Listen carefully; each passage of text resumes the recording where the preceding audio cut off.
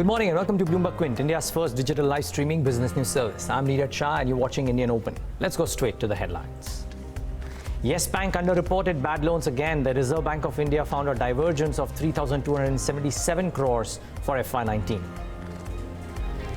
Depositors of Punjab and Maharashtra Cooperative Bank can approach the Reserve Bank of India appointed administrator for withdrawal of up to 1 lakh rupees in case of emergencies. Reliance Jio Infocom announced a tariff hikes a day after rivals Bharti Airtel and Vodafone Idea. Reliance Jio says they would charge subscribers more from next month. The US Senate passes a bill unanimously supporting protesters in Hong Kong and warning China against any kind of violent suppression. And not that China hasn't retaliated. Now, and frankly, that's really the trade impasse that we're seeing when it comes to the US and China. Now, lots of news flow. It's a news-heavy day for sure, news-heavy morning for sure. Now, what's happened? 2 or 3 pieces. Donald Trump, of course, yesterday threatened higher tariffs if China does not make a trade deal soon. This came in from Donald Trump. Then the US Senate passed a bill, as our headline stated, aimed at supporting Hong Kong protests. Now, China in retaliation has reiterated a retaliationary threat over a US bill on the Hong Kong protests as well. So there is some bit of to and fro which is not the most pleasant in nature between the two nations, and that could have a bearing on how world markets do. Now, the US markets, of course, shrugged it off. Viewers might remember we had done a chart which showed how the quantum of reaction that the US markets gave to each statement from Trump over the last 6 to 9 odd months has kept on coming off, and it probably happened in trade yesterday as well. There was hardly any kind of a reaction to Donald Trump's threat about the higher tariffs. But Asia is a different kettle of fish. There is some reaction. Again, marginal at that in certain cases like Shanghai, for example, but Nikkei is down about 0.8%, Hang Seng down about 0.7%, and the SGX Nifty indicates a start which could be flattish to marginally in the red. What did react though is crude. Now, maybe it was looking for a trigger point, and Trump's comments did give that crude trigger point.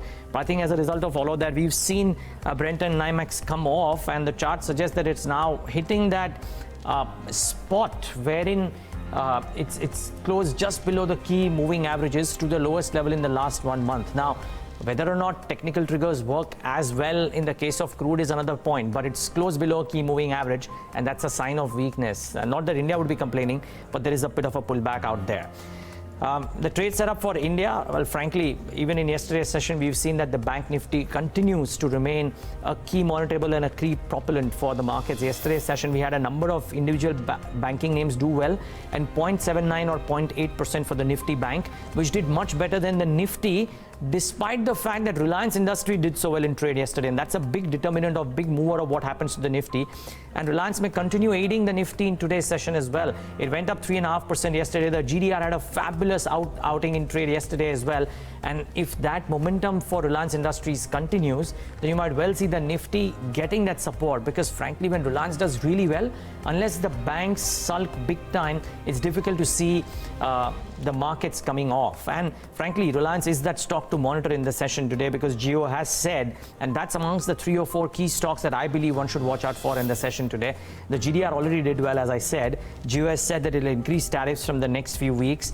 Credit Suisse, of course, has maintained that they expect annual cash flow of $1.5 billion from the price increase, and they've raised the target price to $1,400 for Reliance Industries. And the September TRI data also suggests that Reliance Jio has added substantial subscribers compared to Bharti and Vodafone, which have actually lost subscribers. So all is going well for Reliance Industries. There is technical and fundamental reason. Let's wait and watch what happens to this one.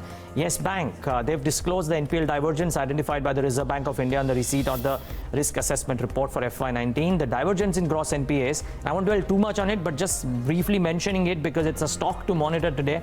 The divergence in the gross NPA positioning is about 3,277 crores for Yes Bank. Now, as a result of this, and again, as I said, this is the stock to monitor because brokerages see further downside risk to asset quality for Yes Bank. So this is something that you've got to monitor in the session today. Shree Cement, they've launched the QIP floor price of 19,806, which is a minor discount to Tuesday's close. Let's wait and watch what's the reception to this QIP, and that might well determine what Shree Cement does in the near term. So do watch out for this one. And I thought from amongst the brokerage names, and there are a clutch of brokerage notes that have come out today, but the one that stood out for me was SBI Cap Securities note on Dr. Reddy's. They've upgraded the stock to a buy from hold. The price target has been raised to 3,200 from 2,650 rupees per share. Maybe, just maybe, Dr. Reddy's could be a stock that could react today. If it does, you now know the reason.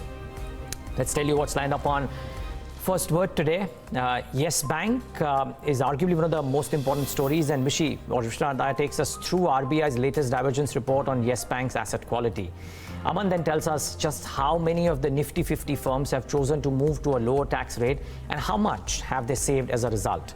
Yash then lists out the most upgrades and downgrades for individual stocks after the second quarter earnings. And Nikki wraps up First Word by telling us why some of the relatively smaller cement players did better than the peers in the second quarter, predominantly in the northern region. Yes Bank has once again underreported exposure to bad loans. So let's come to light now, let's put it that way. The RBI has found a 41% divergence in the gross NPA reported by the bank in FY19 as against regulatory checks. Vishwanath Nair reports. Well, it's happened again with Yes Bank. The Reserve Bank of India has found another asset quality divergence for the financial year ended March 2019. Now, according to what the Reserve Bank of India has found in Yes Bank's numbers, about 3,277 crore worth of gross NPAs were not disclosed by the bank for that financial year. And as far as provisioning goes, about 978 crore worth of provisioning is still pending. Now, remember that this happened on the 31st of March 2019, and since then, a lot of time has passed. According to the bank, out of this 3,277 crore, about 1,200 crore has already been downgraded to the NPA category, and of that 978 crore, they've made certain provisions. The bank has also said that it is carrying about 2,100 crore worth of standard asset exposure provisioning, which can be used to soften the blow of this asset quality divergence. Apart from this, of course, the bank has also said that it is in the process of convening a meeting of its board of directors who will finalize the capital raising plan that the bank had announced last month, about $1.2 billion worth of binding offer that came from an investor. Aside from this, of course, the bank has also given a specific notification that it stands irrevocably committed to ensure the highest standards of accounting and governance transparency. Of course, this is a safe harbor statement, something that the banks has to say, but remember that Yes Bank has been going through considerable period of asset quality issues. The first such asset quality divergence was found in FY16 when the RBI found loans worth about 4,000 crore were not disclosed at NPA. Later in FY17, that number increased to 6,355 crore. In FY18, the bank said that the RBI found no divergence, for which it got some feedback from the RBI saying that it should not have disclosed that information to the stock exchange unless it were to disclose the entire letter that the RBI sent to the bank, because the RBI had, of course, found other issues with the way the bank was functioning. The FY19 asset quality divergence was found during a transitional period in the bank's history. This was the period where Rana Kapoor, the founder and then MD and CEO of the bank, had stepped down, while Ravneet Gill was going to take over on the 1st of March, as well as some issues with respect to existing asset quality problems which the Reserve Bank of India has found in the bank's financials. Of course, since then, Ravneet Gill has been trying to ensure that the bank's asset quality situation becomes more stable and its capital position becomes stronger, for which it is raising that capital. So now it will be important for Ravneet Gill to ensure that the investors do not take this divergence as a very negative on the bank's financials, and ensures that the capital raising plan progresses and is completed by the end of the year as the bank had promised. And it'll be interesting to see if indeed it works out that way or no. I think if you just look at it in a cursory fashion, you can look at it two ways. Maybe some of the pain is already known and therefore in the price as well. In fact, Goldman Sachs does believe that things could be okay. But you would have to admit that when things are so uncertain, people would believe that as a blanket rule, you have to price in some downsides to asset qualities. And I think that's what a larger chunk of the brokerages have done. So there should be some reaction in Yes Bank stock today. They are slated to have a board meet for fundraising towards the end of the month or close to the end of the month as well. That will be a big event. But until then, I'd be really surprised if there is some material upside to the Yes Bank stock price in the near term. It's done about 24%. maybe with reason. I really doubt that there will be some material upside to the Yes Bank stock from here on until some clarity on the fundraising comes out and what the nature of investors is comes out as well. Until then, maybe just maybe play it safe when it comes to Yes Bank. Okay, moving on to the next piece. So the government gave corporate India a very special gift just before Diwali. Corporate tax rates were slashed 10 days before the second quarter came to an end. The new tax rates, effective immediately, has a rider though. Companies choosing to move to the lower tax slab will have to forego all exemptions and other tax benefits. Now, all of this is known, right? What is not known that all of these riders did not deter a majority of the Nifty 50 companies to move to a lower tax rate. Aman Kapadia has compiled a list of all the companies to just find out how much they saved in the first half of the financial year. Well, 27 out of the 50 Nifty companies chose to shift to the lower tax bracket, despite the government making it clear that they won't be able to avail any exemptions when opting for the 22% tax bracket. Financial firms, mainly banks, were perhaps the obvious claimants to move to a lower tax bracket, since they rarely enjoy any incentive as far as income tax breaks are concerned. Tech firms, on the other hand, usually tend to avail of the MAT benefits, so they gave the option of shifting to a lower tax bracket a miss. These 27 companies which moved to the new tax bracket collectively saved little more than 4,300 crore in the first half of this fiscal. But not all of them saw the tax relief, and onto its bottom line impact, it prompted players like Axis Bank to report a loss after making the one-time adjustment. Aman explains why. Well, that's because almost all of them had to adjust for a one-time deferred tax liabilities or assets. A deferred tax liability or asset arises due to the difference between the way profit is calculated as per the Companies Act and the Income Tax Act. Let me give an example. Axis Bank has opted for the lower tax bracket with immediate effect, which would usually lead to a bump up in profit. But the private lender had reported a loss of 18 crore in the second quarter. The bank, while opting for the 22% tax slab, had to adjust a deferred tax asset, which it hoped to encash at a later stage. Axis Bank had to lower the benefit it was hoping to get from the difference by the drop in tax rate, which till September was at around 30% and has since dropped to around 22%. If the profit as per the Income Tax Act is greater than the calculation based on the Companies Act, then it leads to future tax benefit and vice versa. Typically, banks with sizable stressed loan book held a high deferred tax asset, as the Income Tax Act restricts the amount of provisioning for doubtful debts.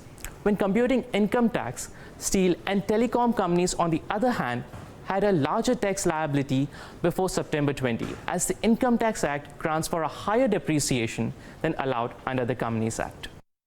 Well, corporate tax rates are just one of the factors into the earnings. Keep in mind, you can log in and read about this story as well as a bunch of other stories that we'll do. But this one, if it interests you, do log on to our website and try and read more about this. This is the headline of the story, what India Inc. Saved after opting for lower tax rates, filed by Aman on our website, BloombergQuint.com. But as we said, corporate tax rates are just one of the many factors that go into earnings. The results also gave a good indication of how some of the companies have performed on the top line and the operational front. Not surprisingly, analysts have revised their estimates and calls on individual stocks post the Q2 numbers. Yash Upadhyay has looked at all the stocks tracked by at least 10 analysts to see just how many of them have seen a revision after reporting their earnings. This should be an interesting list, Yash. Is it filled with usual suspects, or are there some unusual names as well? So it is largely filled with the usual suspects because we are looking at the widely tracked companies over here. So the barometer, as you rightly mentioned, is companies which are tracked by at least 10 or more analysts, and the period that we've chosen is post the Q1 numbers. So from the August of 15 to the current date. Now coming to the total universe of 258 stocks, almost half of them, or almost 120 stocks, have seen an upgrade as far as the analyst recommendations are concerned. While 58 have seen an unchanged rating, 80 have seen their ratings being downgraded post their Q2 results. In terms of the top upgrades that we've seen, this list is largely dominated, as far as the top 5 are concerned, by the cement as well as the chemical names. So HDFC Bank is one from the financial pack, but look at Shree Cements, Ultratech Cement, SRF as well as Aarti Industries. They're the ones who've seen the majority of upgrade. HDFC Bank seeing the highest by almost eight analysts increasing the buy rating on the counter, followed by the other names. Now, coming to the individual factors, and I'll start first with HDFC Bank. The company did report a steady quarter as far as their earnings are concerned, and this was largely aided by the healthy growth in their individual home loan book, as well as stable asset quality, which gives comfort to most of the analysts in terms of upgrading their recommendation on the counter. Moving on from HDFC Bank to Shree Cement, they came out with an extremely strong set of numbers, operationally aided by the higher realization that the company reported. Additionally, most of the brokerages, they are optimistic of the demand picking up in the second half of the year as construction activity too sees a bump up. So that's the reason why we've seen an upgrade come in for Shree Cements. Next in the line is SRF. Their numbers were in line, but it was the strong growth in the chemical business, which is why most of the analysts are positive. Remember, the management commentary was also very bullish as far as the second half outlook is concerned. They've said they will do anywhere between 45 to 50% in the second half. They said so in the last year as well, and they managed to deliver. So that is something that the street is really liking as far as SRF is concerned. Next is Ultratech Cement. Again, a good set of numbers for the company, aided by realization growth, which came in higher than expected, and that was also in part of the pricing power seen in the north and western region. Additionally, better cost control measures that aided their EBITDA per ton as well as again the expectation of second half being better as compared to first half. And lastly, when it comes to Aarti Industries, they did report a revenue drop for the first time in nearly 4 years, but again their margins managed to beat street expectations, coming in far higher at almost 23.5%, and that was aided by an improving product mix. We've seen the higher share of value-added products come into their basket, and that has aided the margins. The management continues to remain confident of delivering these higher margins on the back of the multi-year deals that they have entered in. So that is something that the analysts are really liking as far as Aarti Industries is concerned. Okay, interesting names. Some companies which probably didn't even come out with the best of numbers getting upgraded because of other factors. But I'm sure there are companies that got downgraded as well, Yash, and the list could be pretty long. Which are the ones that fit the bill?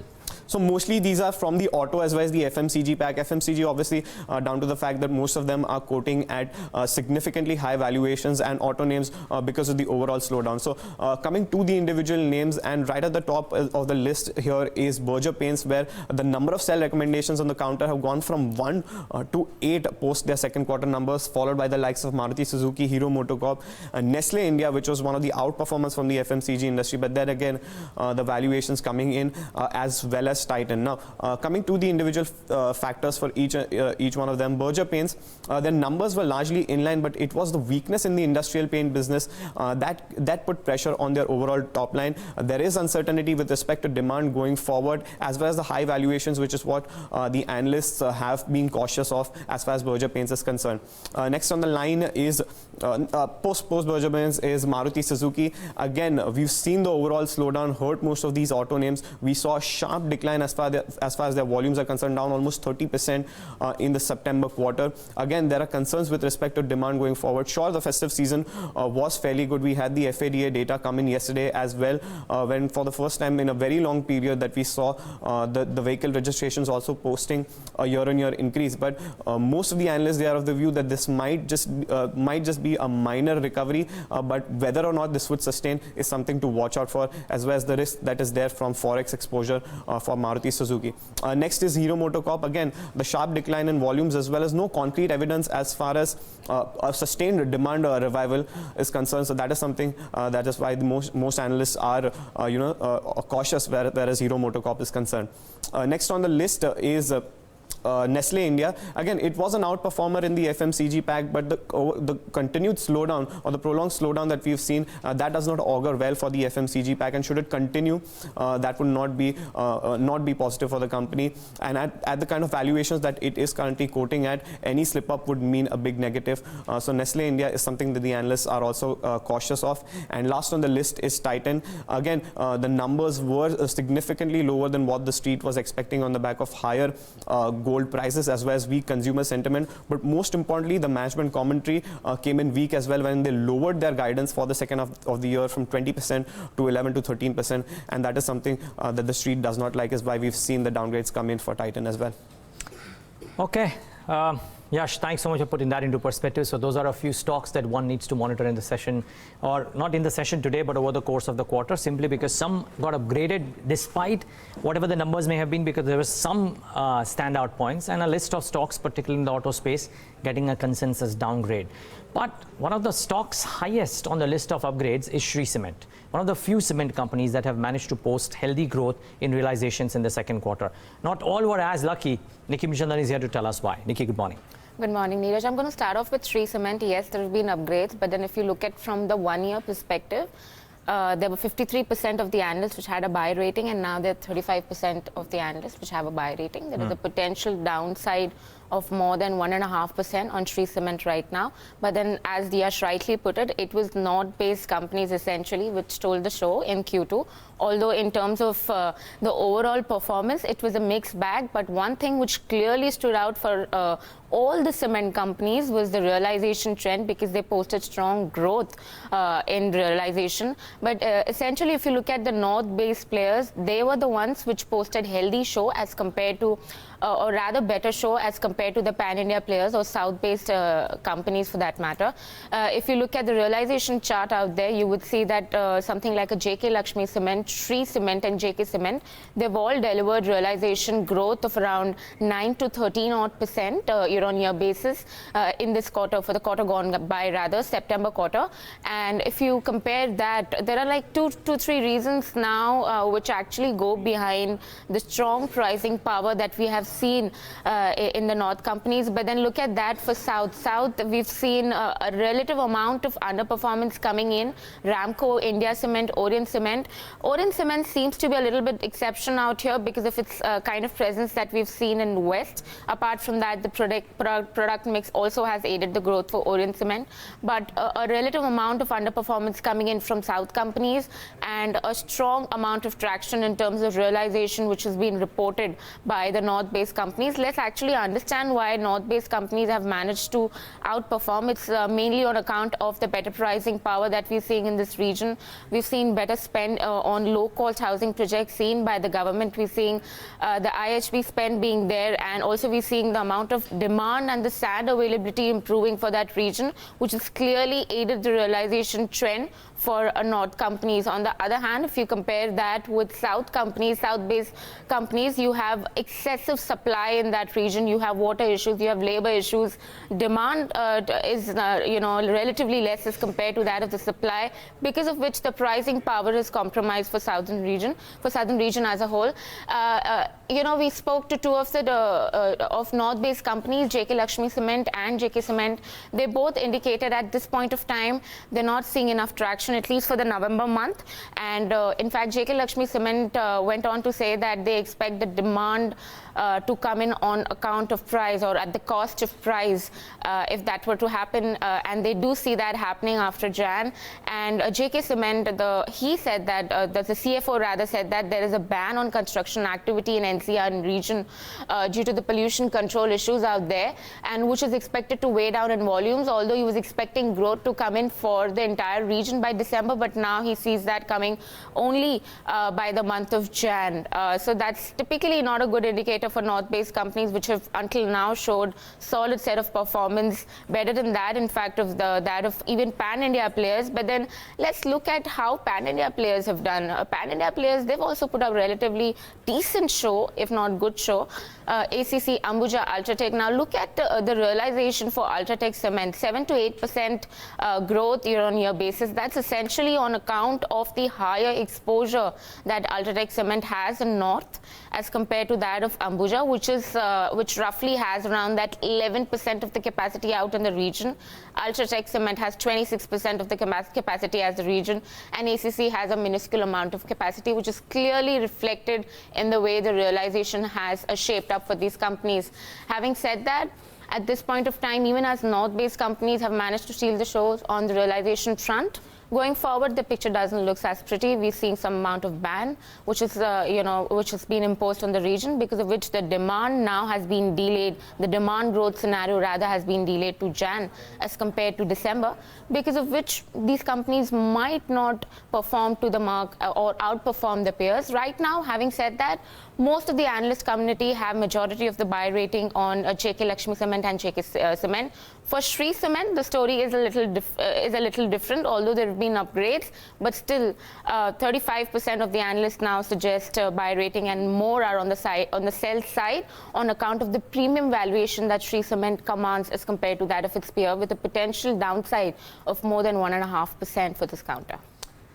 Well, Nikki, thanks so much for that. And again, a story around this would be on our website, so do try and log in and try and figure out what the northern cement companies have done and whether that showing can continue into Q3 or maybe even Q4. Time will tell. And Shree Cement, of course, is news because of the QIP launch as well. That's all that we have on First Word today, though. Lots more lined up on Indian Open. We get in Nishchal Maheshwari of Centrum Broking to talk about how does he see the current market scenario, the rising demand for amines in India and the possible increase in capacity with D. Rama Reddy of Balaji Amines. And as SIS plans to transform itself from a service-based offering to a solution-based offering, the group MD Rituraj Sinha joins in to talk about that. But after this break, a full tilt towards the day's trade.